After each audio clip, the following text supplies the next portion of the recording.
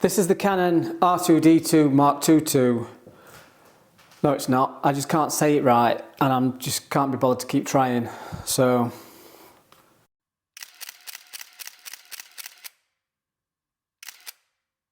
about 3 months ago, at the back end of the summer, Canon asked me if I wanted to come on a. It was a basketball event. It was like a marketing thing they were doing. They were launching the R5 Mark II. Just does not roll off the tongue.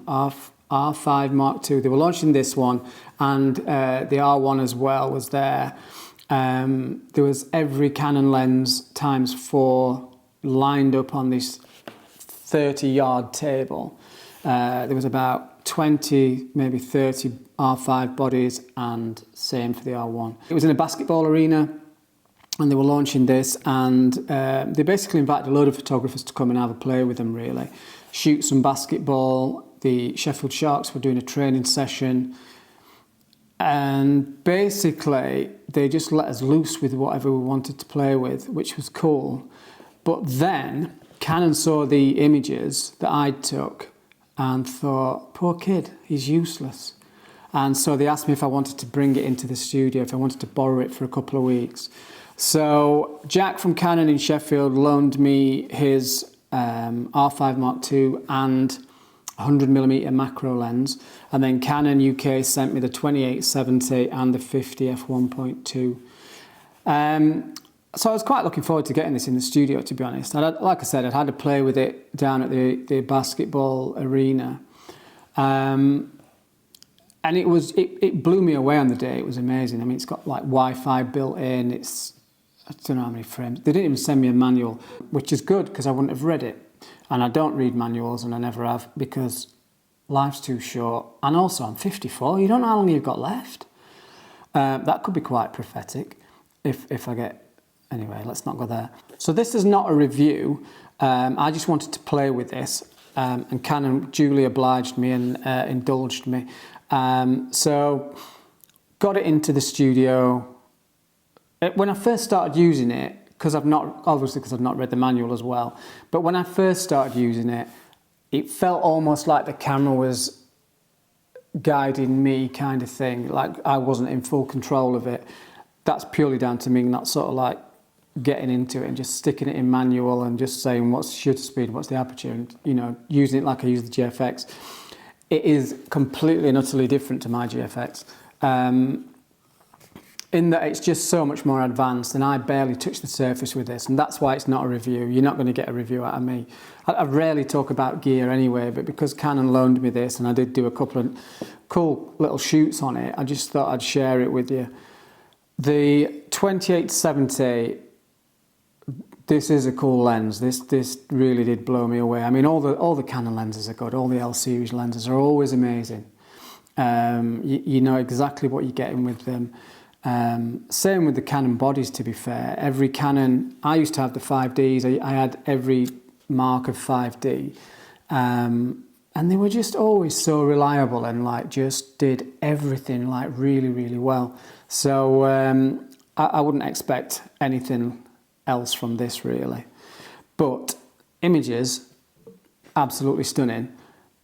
Never seen a camera focus so quick on a moving subject.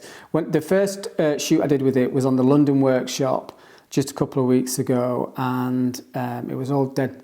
It was quite slow portraiture, if you like. You know, I was teaching lighting and stuff like that. So used it alongside the GFX. What struck me is the images, the raw files were very, very similar to the GFX. Really, really similar. If anything, I think I'm just a little bit better at focusing with the GFX just because I'd had it longer. I know this was set up for eye tracking as well, and I'd probably not set this up properly, but it still managed to focus all right on that shoot anyway. So the images look very, very similar to the GFX. Obviously the aspect ratio is different because it's a different size sensor. This being full frame and the GFX being super full frame, large format, medium format. So that was the only real difference, was the aspect ratio, but the images themselves are very, very similar.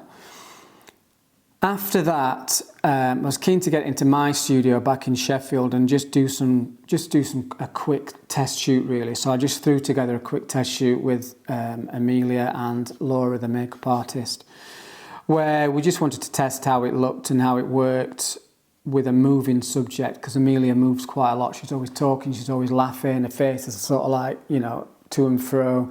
So it's difficult sometimes with the GFX to get to lock onto her eye, because she does move a lot, and I like that about her. I like the fact that she's animated.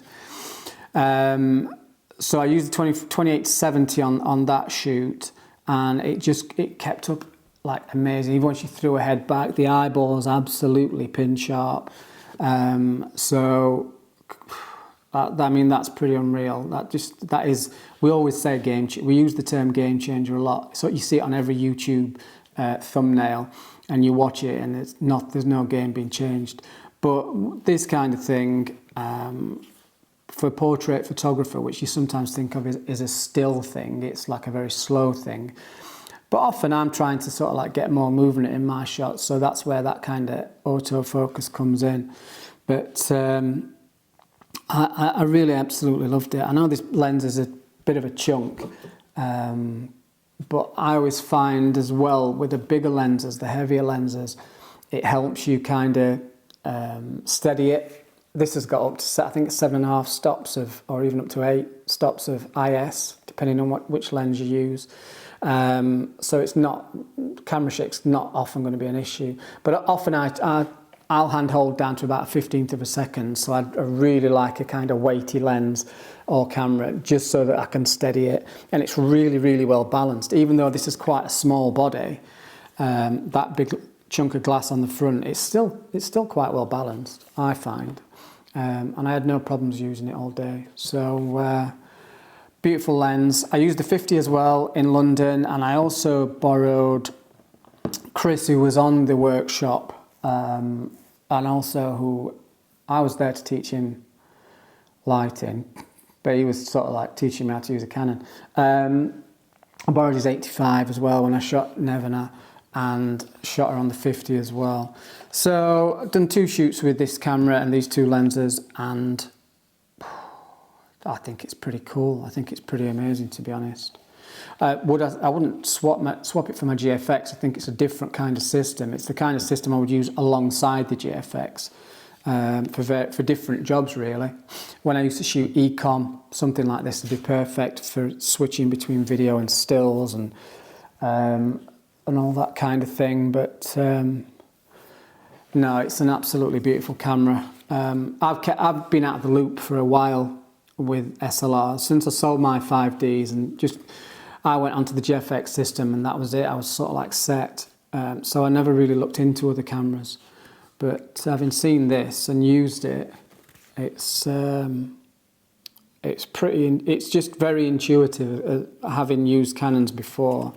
And I think it'd be fairly intuitive for most people anyway. So all in all, very happy with this. Thank you to Canon for the loan. Canon didn't pay me. I'm not sponsored by Canon. So I just wanted to sort of like explain to people how I got on with this camera. It is a brilliant camera.